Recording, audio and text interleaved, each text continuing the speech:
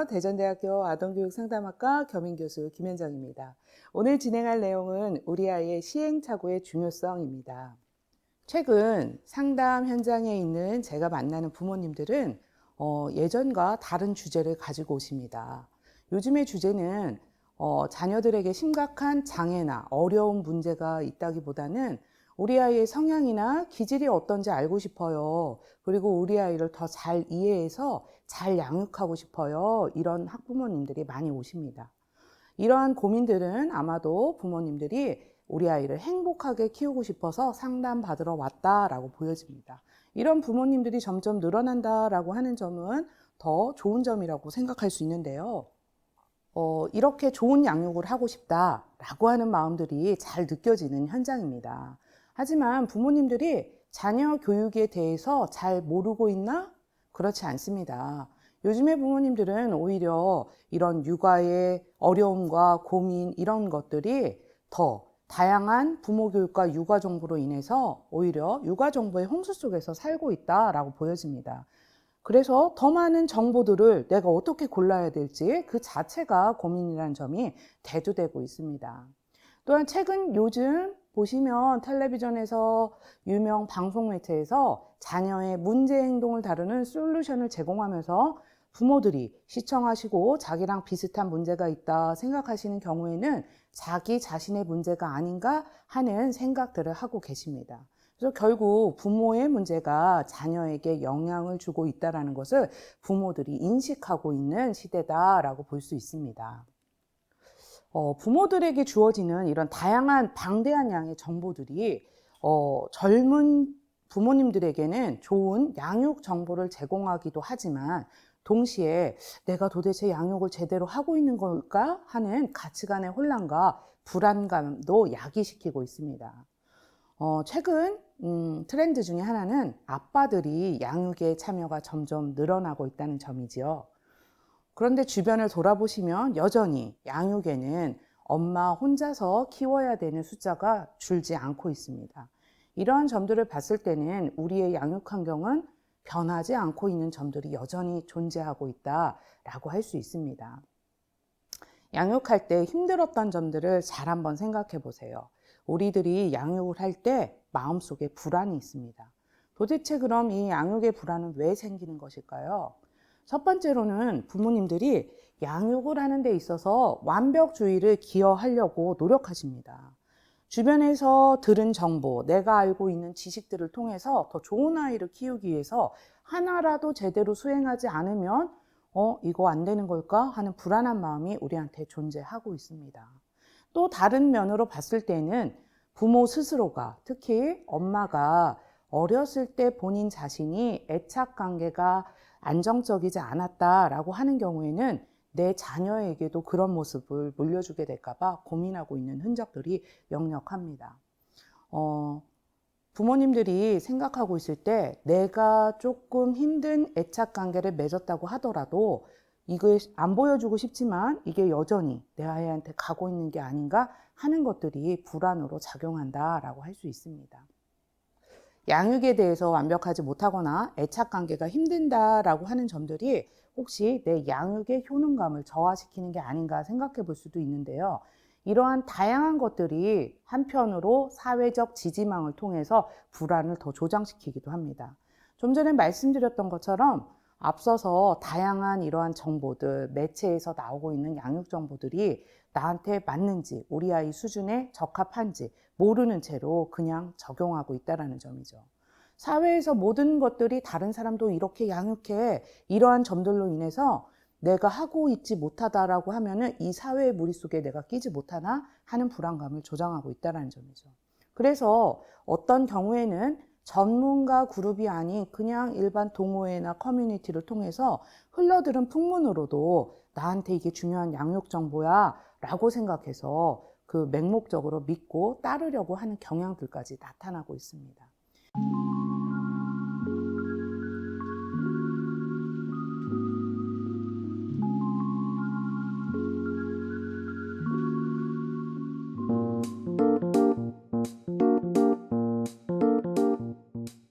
그러면 우리한테 어떤 식으로 아이들을 양육하는 마음가짐을 가져야 될지 한번 살펴보도록 하겠습니다. 미국의 심리학자 에드워드 손다이크라고 하는 학자는 다양한 동물 연구를 진행했습니다.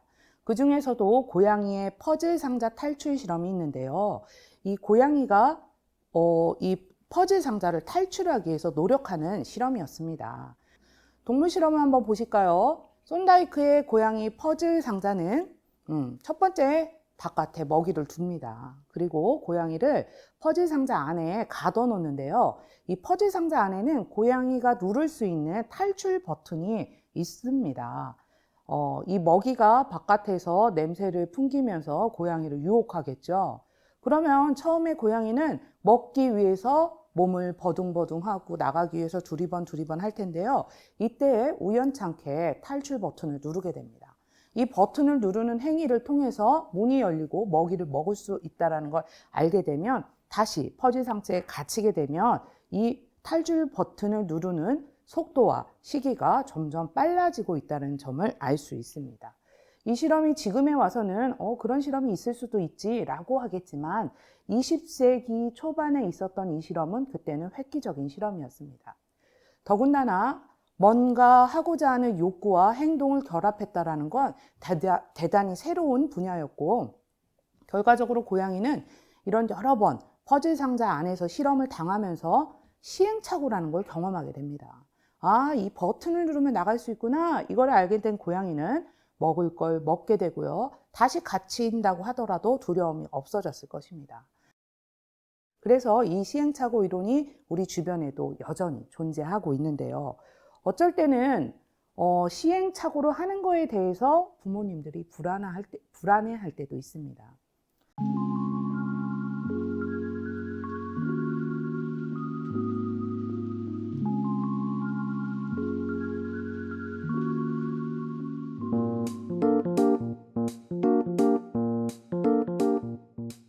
시행착오가 왜 필요할까요?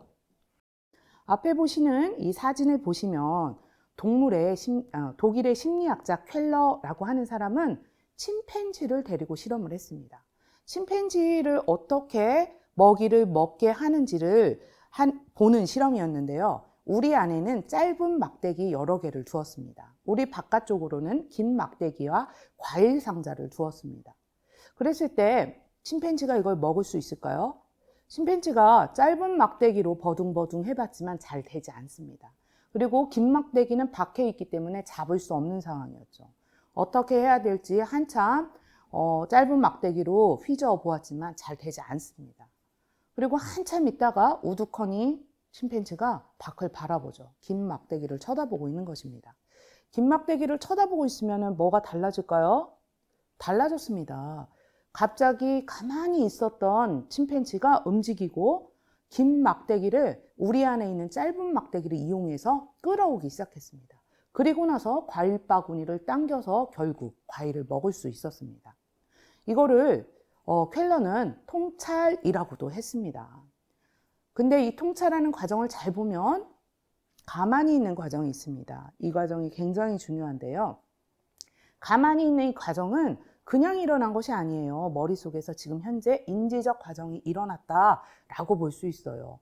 짧은 막대기를 이용해서 긴 막대기를 움직일 수 있을까? 긴 막대기를 끌어오면 과일 바구니를 끌어올 수 있을까? 머릿속에서 계속 인지적인 시행착오를 여러 번 반복을 했습니다. 우리는요, 이렇게 통찰하는 과정에서도 시행착오가 일어나지 않으면 결코 정신적인 통찰이 오지 않는다라는 것을 이 실험을 통해서 알 수 있게 되었습니다. 그럼 우리 아이들에게도 시행착오가 꼭 필요하지 않을까 생각하게 되는데요. 이렇게 침팬지 실험에서도 이런 상황에 대해서 깨닫는 과정 중에 숙고의 시간이 필요합니다. 가만히 고민하고 생각하는 시간인데요. 아마 어머님들이 보실 때 우리 자녀들이 가만히 있고 눈에 초점이 없을 때는 얘 왜 이렇게 멍하고 있지? 이렇게 생각할 수도 있어요. 하지만 아이들이 어떤 활동이나 놀이를 통해서 이렇게 가만히 있는 시간이 통찰하는 과정의 시간일 수도 있다는 것을 잘 인지하고 계셔야 됩니다. 사전에 통찰하기 이전에 시행착오가 머릿속에서라도 일어나지 않는다면 결코 통찰이 되지 않는다라는 걸, 깨달음을 얻을 수 없다라는 것을 알 수 있는데요. 우리 자녀들도요, 일상에서 여러 가지 시행착오를 겪게 됩니다.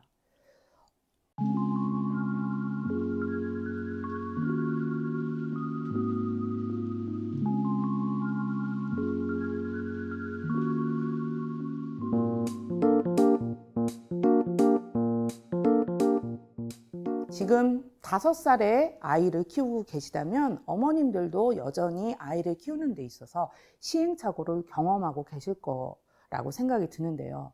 부모님이 자녀가 시행착오를 겪게 하고 싶지 않습니다. 이유는요, 내가 했던 고생을 너도 하지 않았으면 좋겠어. 이 마음이겠죠.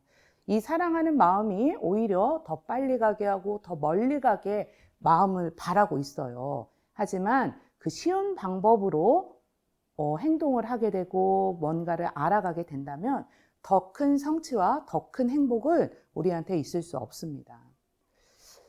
우리 아이들이 어렸을 때 한번 생각해 보세요. 혼자서 걷거나 또는 혼자서 서거나 했던 장면들을 다시 한번 상기해 보실까요? 아주 짧은 시간이에요. 벽을 잡고 일어납니다. 1분도 안 되는 그 시간을 위해서 벽을 잡고 일어나는데 그때 우리가 딱 봤다면 굉장히 박수를 치고 기뻐하고 좋아했을 거예요. 근데 그 짧은 정말 1분도 안 되고 어쩔 땐 10초도 안 되는 시간 동안 잠깐 벽을 잡고 일어나는 그 순간, 잠깐 한 발자국을 뛰었던 그 순간, 아이들은 그냥 뾰로롱 하고 그냥 된 것이 아닙니다. 수많은 시행착오를 겪었어요. 벽을 잡고 일어나기 전에는 분명히 기기도 했을 거고요. 기기 전에는 뒤집기도 했을 거고요. 뒤집기 전에는 누워서 손발을 허우적허우적 하는 시간들이 순차적으로 있었을 거라고 생각이 듭니다. 그러다 보니 우리 아이들이 잠깐 서고 잠깐 걷는 모습은 잠깐 동안만 볼 수 있는 것이지만 아이들은 계속해서 시행착오를 자기 스스로에게 경험시켰다라고 할 수 있습니다. 우리 아이들이 지금은 잘 뛰고 잘 걷고 말도 너무 잘합니다.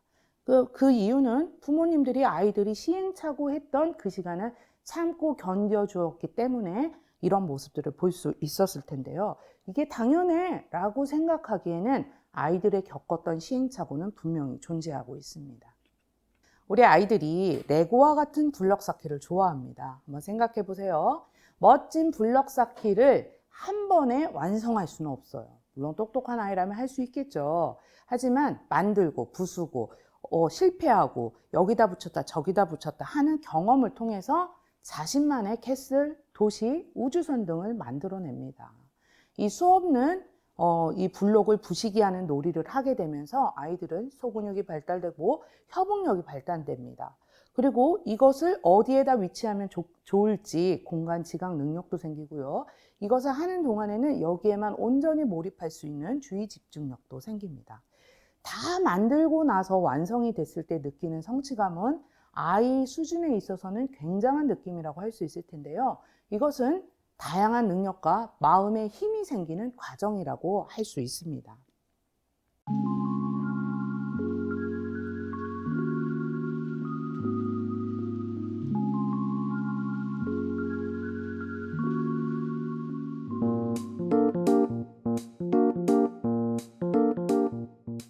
시행착오는 그냥 단순히 실패해보는 거야 거기서 끝나지 않습니다. 시행착오를 하게 된다면 창의력도 사고력도 발전할 수 없게 되겠죠.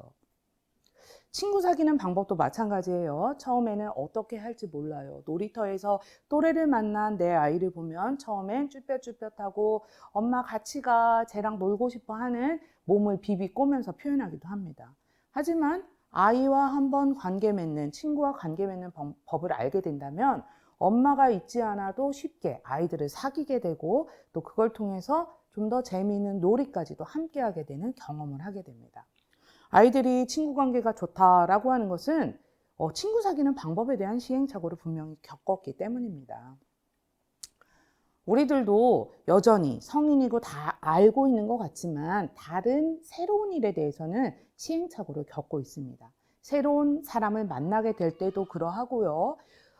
지금은 5살이지만 내년에 6살 되는 내 아이의 엄마도 처음 되기 때문에 여전히 시행착오를 겪고 있는 중입니다. 앞으로 펼쳐지는 시대를 AI, 인공지능 시대라고 합니다. 지금 현재 이 AI의 기술력은 많은 곳에 퍼져나가고 있습니다.